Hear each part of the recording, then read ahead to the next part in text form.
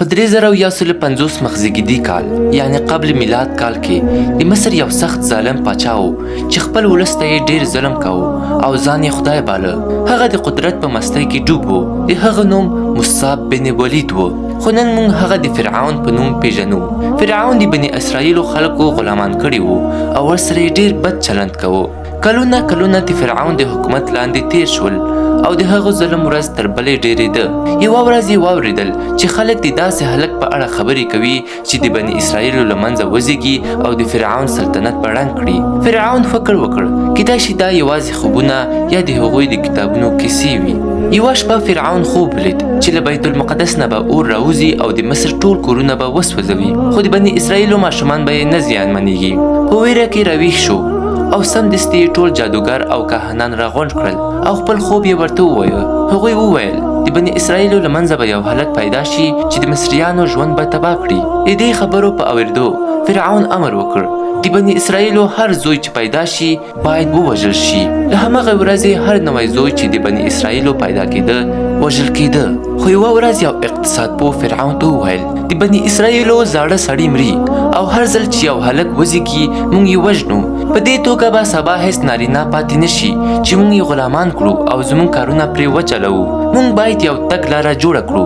یو کال چې هلک پیدا شي وژنو یې، بل کال چې پیدا شي پرېږدو یې. فرعون دې خبرې ته قانع شو او د هماغسې قانون سره یې کار پیل کړ. په هغه کال کې چې هلکان باید ژوندي پاتې شي د حضرت موسی علیه السلام مور حامله شوه. په همدې کال کې حضرت هارون علیه السلام وزېږېد چې د حضرت موسی علیه السلام ورور و. خو بل کال چې د هلکانو د وژلو وخت و حضرت موسی علیه السلام پیدا شو. د موسی علیه السلام مور وېرېدله چې ماشوم به یې ووژل شي. نو الله تعالی هغې ته الهام وکړ چې هغه ته شیدې ورکړي او که وېرېده په یو صندوق کې کېږده او په سیند کې یې خوشې کړه. ورته وویل شول مه وېرېږه او مه غمجنېږه، موږ به یې بېرته تا ته درکړو او هغه به د پیغمبرانو له ډلې وي. د موسی علیه السلام مور د الله د حکم سره سم عمل وکړ. د حضرت موسی علیه السلام مور هغه په یو صندوق کې کېښود او د نیل سیند پر مخ یې خوشې کړ. کله چې یې ماشوم په سیند کې پرېښود الله تعالی هغه صندوق ته امر وکړ چې د فرعون د ماڼۍ تر غاړې ورسیږي. د ماڼۍ خادمانو صندوق وموند او فرعون ته یې یووړ، خو فرعون ښځې ته یې ورکړ. د فرعون ښځه ډېره مهربانه او نرم زړه لرونکې وه. کله چې حضرت موسی علیه السلام ولید الله د هغه مینه د هغې په زړه کې کېنوله او د زوی هیله یې لرله. فرعون امر وکړ چې ماشوم دې زموږ سره پاتې شي. هغه خپله هم راضي شو ځکه چې حیران شو څنګه یې ښځه په ډېره مینه او شفقت ماشوم نیولی او پالنه یې کوله. حضرت موسی علیه السلام په همدې ماڼۍ کې لوی شو او الله د هغه په وسیله د فرعون په خپل کور کې ښکاره کړه چې رښتینی رب یوازې الله دی. موسی علیه السلام همغه کال وزېږېد چې د بني اسرائیلو ماشومان وژل کېدل. دا ټول د الله د قدرت کار و. الله موسی علیه السلام ته ځواک او د دین پوهه ورکړه. یوه ورځ حضرت موسی علیه السلام ولید چې یو مصري یو بني اسرائیلي وهي. بني اسرائیلي موسی علیه السلام نه مرسته وغوښته، نو هغه ورمخکې شو چې ویې ژغوري، خو په تېروتنه کې هغه مصري وواژه. موسی علیه السلام ډېر پښیمانه شو او ځان یې خطاکار وګڼه. سمدستي الله تعالی نه بښنه وغوښته او الله هغه وبښه ځکه موسی علیه السلام نیت نه درلود چې هغه مصري ووژني. یوازې یې غوښتل مظلوم ته مرسته وکړي. سبا بله ورځ همغه بني اسرائیلي بیا د جګړې په منځ کې راګیر شو. حضرت موسی علیه السلام ورته وویل ته خو جنجالي سړی یې، هره ورځ له چا سره جګړې کوې. هغه سړي فکر وکړ موسی به دا ځل هم ورته لاس پورته کړي لکه پرون چې یې مصري وواژه. نو ورته وویل آیا ته غواړې زه هم ووژنم لکه پرون چې د هغه مصري وواژه؟ کله چې دا خبره وکړه هغه مصریان چې ورسره جګړې کې ښکېل وو خبره یې واورېده او سمدستي یې چارواکو ته وویل چې موسی یو مصري وژلی دی. وروسته یو څوک حضرت موسی علیه السلام ته راغی او ورته ویې ویل د ښار مشرانو ستا پر ضد دعوا کړې او غواړي چې تا ووژني. ورته یې نصیحت وکړ چې زر له مصر وتښتي. کله چې موسی علیه السلام خبر شو بې له دې چې کوم تیاری ونیسي نه کالي نه خوراک له مصر څخه وتښتېد. په ګرمو شګو باندې پښو تش روان و. وېرېده چې د فرعون خلک به یې ووژني. نو پرته له تمه پرله پسې روان شو او د مدین پر لور وخوځېد چې د شام او مصر ترمنځ سیمه وه. هلته د ده اوږده سفر پیل شو. حضرت موسی علیه السلام یوازې و. یوازې الله د هغه ملګری و. 8 شپې یې سفر وکړ. د ورځې به پټ کېده او د شپې به روانېده. د صحرا له تېرېدو وروسته یو ځای ته ورسېد. د ونې لاندې کېناست، ډېر وږی تږی او ستړی و. هلته یې دوه ښځې ولیدې چې خپلې وزې د څا له اوبو څښلو ته راوستې وې. د څا خوله ته یوه ډېره درنه ډبره وه چې یوازې 10 سړي یې په ګډه خوځولی شي. ښځو ته د یو نارینه مرستې ته اړتیا وه.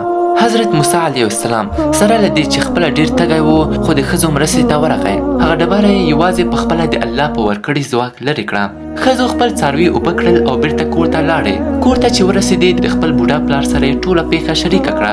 هغه سپین ږیری سړی حضرت موسی علیه السلام خپل کور ته راوبله. موسی علیه السلام بلنه ومنله او هلته یې د ښځو پلار ته ټوله کیسه وکړه چې ولې له مصر نه وتښتېد. هغه سپین ږیری سړی حضرت موسی علیه السلام ته ځای ورکړ او د خپلو لورګانو په مرسته خوښ شو. نو یې موسی علیه السلام ته وویل زه غواړم ته زما یوه لور سره واده وکړې، خو شرط دا دی چې 8 کاله زما سره کار وکړې. موسی علیه السلام ومنله ځکه هلته هیڅوک نه پیژندل او نه یې د اوسېدو ځای درلود. وروسته موسی علیه السلام د هغه لور سره واده وکړ او 10 کاله یې کار وکړ. دا 10 کاله د حضرت موسی علیه السلام په ژوند کې ډېر مهم و ځکه په دې وخت کې د الله د قدرت په اړه ډېر فکر وکړ. حضرت موسی علیه السلام به د لمر د راختو او لوېدو منظره کوله. کله به یې د شپې ستورو ته کتل. د 10 کلونو په اوږدو کې الله تعالی د موسی ذهن وروزاوه. یوه ورځ موسی علیه السلام پرېکړه وکړه چې بیرته مصر ته ستنېږي. غوښتل یې مور او ورور وویني. 10 کاله تېر شوي وو او فکر یې کاوه چې نور خطر نشته. نو د خپلې کورنۍ سره د مصر په لور وخوځېد، خو نه پوهېده چې په دې سفر کې څه لوی راز پټ دی.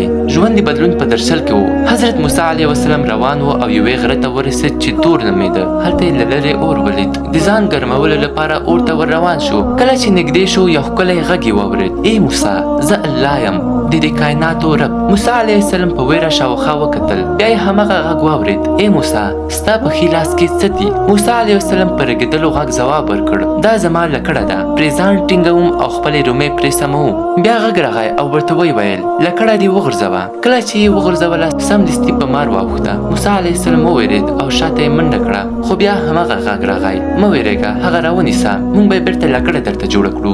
مار بیرته لکړه بدل شو. د موسی علیه السلام ویره له منځه ولاړه ځکه پوه شو چې دا رښتیا ده. مهم ټکی دا و چې الله لومړی موسی ته د لکړې د ځواک یادونه وکړه. بیا یې امر وکړ چې ویې غورځوه. کله چې مار شو الله وفرمیل: هغه لکړه راواخله ځکه پکې یو مهم درس دی، تر څو چې د الله لپاره خپل خوښې شیان قرباني کوي او هغه څه منې چې زړه دې نه غواړي. بریالیتوب به دې په برخه شي.